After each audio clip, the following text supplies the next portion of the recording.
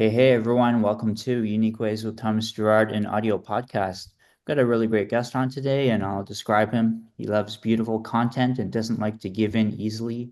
When he is not writing, he's probably running front end and UX workshops. He loves solving complex UX front end and performance problems. And he also runs Smart Interface Design Patterns, a video course and UX training for passionate UX designers. Please join me in welcoming Vitaly Friedman. Welcome. Oh, thank you so much for having me, Thomas. Great to be here. Great. Are you ready for 20 questions? Oh, I'm ready for 40. Bring it on. Question one, tell me a little bit more about yourself. What do you do? Well, I wish I'd known really, Thomas. I mean, from my end, I think I've been over the last, like, what, 15, 20 years, I've been jumping from one topic to another, accessibility to performance to interface design to UX and inclusive design and all of that. I think most of my time these days, fortunately or unfortunately, is in meetings. This is how it is. But I would say, compared to the previous times, what has changed really is that I spend a lot of time planning UX work rather than actually doing like interface design work.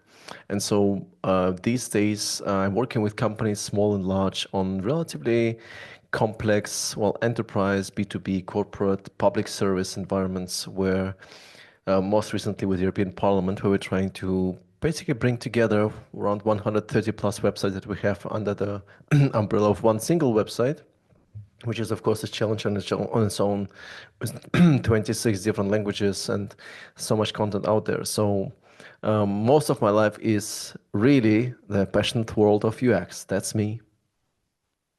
Great, sounds good. And just a note for the audience, if you guys are interested in the 2025 episodes, please check out the episode with industrial designer Kareem Rashid. Question two, what's a key piece of knowledge that makes you different?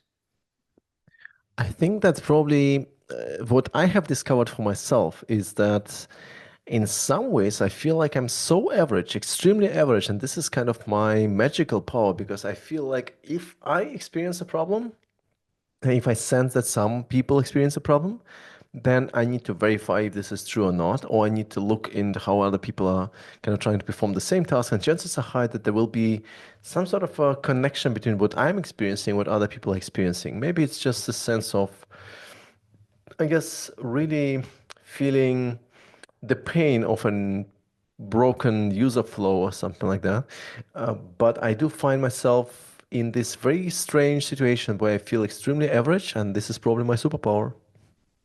I love that. Question three, why, of all things, why do you do what you do?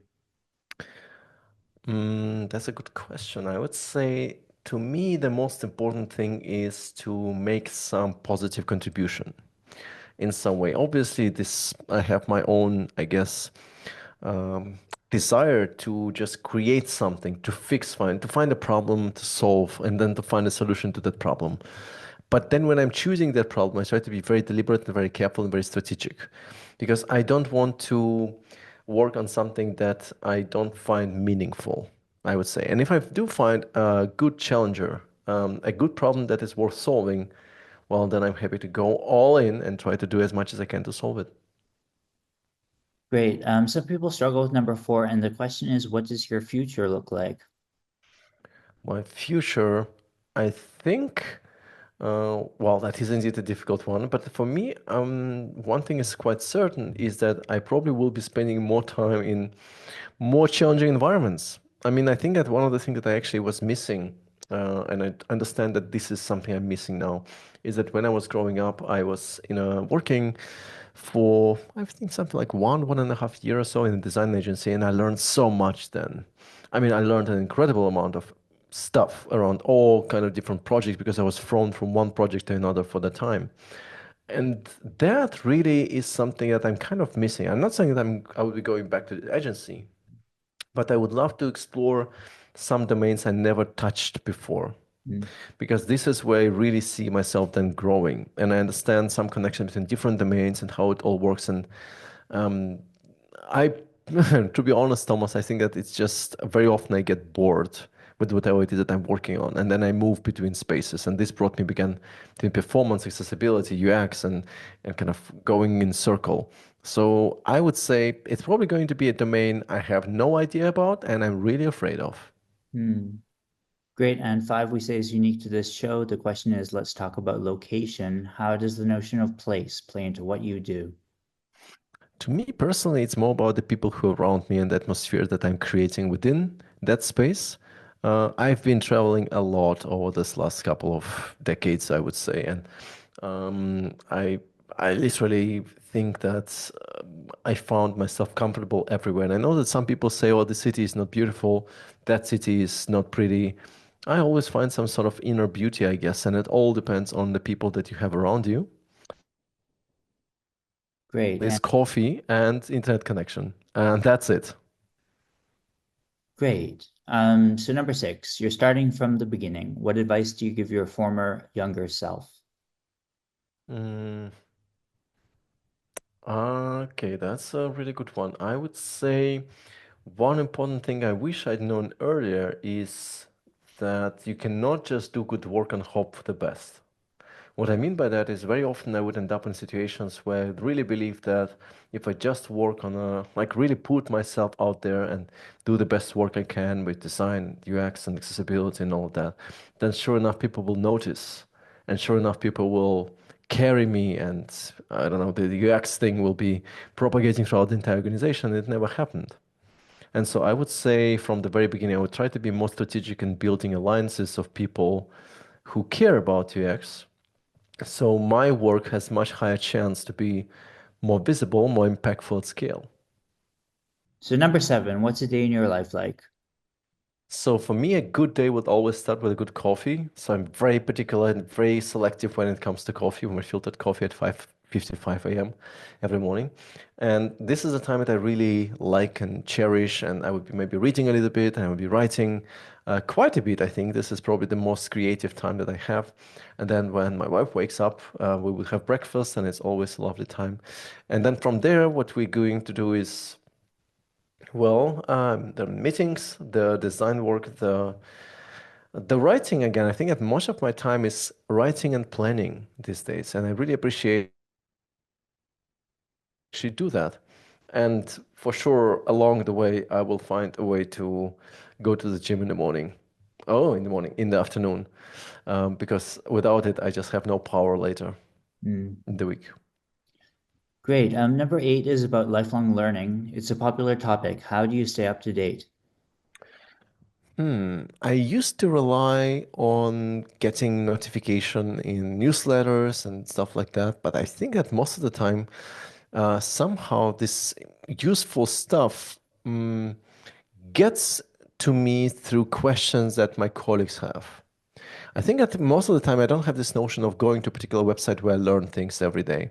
I don't go to Reddit. I don't go to, I don't know, any of those websites or platforms. What I do like doing though is when the question comes in, I do profound research and try to understand what people, designers are writing, what are they thinking, and just coming up with some sort of an idea about what I believe is right. And of course, a lot of stuff is coming through LinkedIn, where I tend to be quite active these days. Frankly, I don't see any other platform that would be helping me learning professional skills. I like that. Number nine is about tools. Can you talk about your use of digital and or analog tools? I like paper. I really do like paper. So most of the time, ironically, I would be doing my to-do notes on digital, but then eventually, like almost every other day, I would actually pick five, six, seven things I want to do and I put them on paper with checkboxes next to them. And that gives me, of course, a lot of sense of accomplishment, I guess, by the end of the day, if I do tick off these checkboxes. So paper is great. As of digital, I think I think I'm kind of almost, I don't know, I don't find any particular tool particularly useful. Sure enough, I'll be using Perplexity and probably will be also using ChatGPT and maybe Claude as well. But I'm not so obsessed with that. I think what I really rely on a lot these days is Miro and Whimsical. These are the two tools that I actually really like a lot. Beyond that, I guess Notion, where I'm storing most of my thoughts and writings and everything of that kind. Figma, of course, as well, but yeah, these are probably the tools that I would be using most of the day. Great. And we're at halfway here. Number 10. How do you deal with life work balance or work life balance? I always try to find that moment in time when my wife and I, when we basically really have plans. I really like to have to be organized and scheduled and have plans. And so if we have a plan, we don't move them. Ideally, that's like that. However, of course, sometimes life happens. We just need to find the time. So typically, I would say for me, Saturdays and Sundays are off limits. I mean, there is very little chance, unless something critical happens, that I will be using laptop at all on Saturday or on Sunday, except maybe in the morning again when I'm writing or so. But that would be quite rare. And so we kind of work hard during the work days, but at the same time we do our best not to work at all after, let's say, 6 or 7 p.m. Sometimes there are exceptions, of course, but that kind of helps. I think I kind of try to follow some internal commitments because I know that I'm really the most efficient in the mornings. And sometimes I feel that if I wake up at around 6, then by 2 p.m., I'm almost, well, I'm done most of the work that I was supposed to do. So the other 2, 3 hours that I have then are spent on whatever it is that I want to do, researching and so on and so forth, and maybe meetings as well. But I'm very careful on not going beyond, let's say, 6 or 7 p.m. Typically, that's not going to happen. Well, the exception being today, by the way. Mm. Nice. And 11, if you weren't doing what you do now, what might you be doing? Well, that's a question I ask myself because it's ironically, there are a few things that I really like a lot. I just don't know what to do with them. One of them is ironing, as of ironing shirts and t-shirts and stuff like that. I really find it very soothing and almost meditation I like. So that's that, but I don't think you can make money out of that. There's definitely no courses on ironing, at least from what I've been exploring, although I can probably set up something. Not sure how popular that would be. But on a serious note, I think because this question has been asked before by my friends and colleagues in the past, I would say I'd probably be a writer because I always liked writing and I probably will. What would you not like to do with your career? I would not like to be in a position where I realize that I'm not learning anymore. To be honest, one thing that comes up to me, and I kind of realize that this is kind of has been happening, and I'm not sure if this is something that's conscious or unconscious, but if there is a day or two where I don't spend time learning something new, or I don't write, or I don't know, I really don't experience something new, then I feel like something is missing. Mm. And so most of the time, the only thing that I'm probably really afraid of is that at some point I'm just not going to be able, for whatever reason, to continue learning and get better. Mm. Do you have a favorite word, quote, or sentence? No, not really. I just try to be, I think, very protective of the flow time that I have. So if I'm working on something I really, really in, and very often going so deep I don't even notice time at all, except of course when, you know, the weather changes outside, or you kind of get see sunrise or sunset coming in. But typically, I'm trying to be. I would say I'm trying to be extremely efficient in the time that I have reserved for work, and then not work or not be efficient at all in work when I'm outside of that work. Do you have a least favorite word, quote, or sentence? Mm, no, I don't think so, to be honest. Okay. If you were choosing one word to describe yourself, what word would you choose? Mm. I don't know, but I feel like when my parents talked to me back many, many, many decades ago about my last name, because my last name is Friedman, meaning peaceful in German.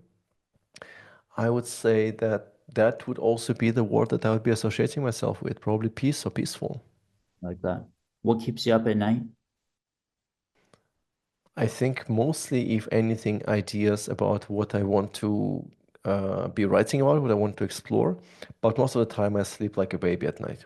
Mm. Do you have a dream you're chasing?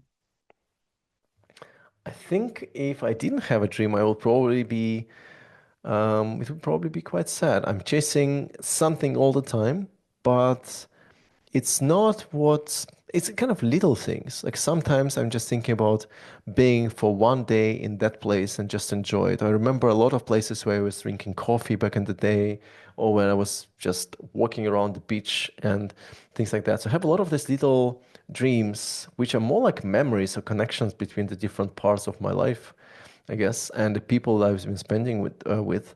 And so, if anything, these are little things that are not grandiose, but just spending one day in the dunes in near Paris or near France, in France, that would be all I wanted. Great. And last few here, number 18, what inspires you? I think it's mostly the work that other people are producing, and very often really sharing very honestly, very sincerely, and very frankly, without any personal interest, just literally, literally sharing what has worked for them, what felt for them. I find incredible value in that, but also incredible humility, I guess, that I just really appreciate, I have to say. So that's extremely motivating, just seeing other people sharing, and so I try to do the same. Mm. 19, any advice you'd like to share? Um, I think like one of the really good things and principles that I've been following my entire life is always commit to something if you really want it, and then just really follow through for the first 30 days. Just first 30 days, that's all you need. So if you can commit to something for the first 30 days, you probably will be able to commit to it long term. Mm. Like for example, every time I was planning on anything, like be it the magazine we launched, or be it, even, posting on LinkedIn, it was just around, let's go for the sprint. Like just 30 days. That's all I want. And then, if you like it, you keep going. If you don't like it, you stop. And it's okay to stop. But at the same time, if you really like doing that, then sky is the limit. Go for it. Great. And finally, number 20, how can our listeners keep tabs on you and what's our call to action? Oh, well, I do post a lot on LinkedIn, but most of the time I try to come to wonderful podcasts like yours, Thomas, and just share what I know and maybe learn from other people what they have shared. I also every now and again run some video courses, as you kindly mentioned, and workshops as well. So Measure UX being one of them, because it's just something that I've been very excited about recently. But beyond that, I think I'm writing a little bit too much and I maybe should be writing less, but I cannot stop myself, so I probably keep going. And you can find my writings probably on LinkedIn most of the time. Great. Well, thanks so much for joining. It is a privilege and a pleasure to have you on today. And I'm going to share this with my UX students here in Vancouver. So I'm super excited to do that. So thank you so much. Absolutely. Thank you so much, Thomas, for having me. And sorry a bit again for being late. Thanks.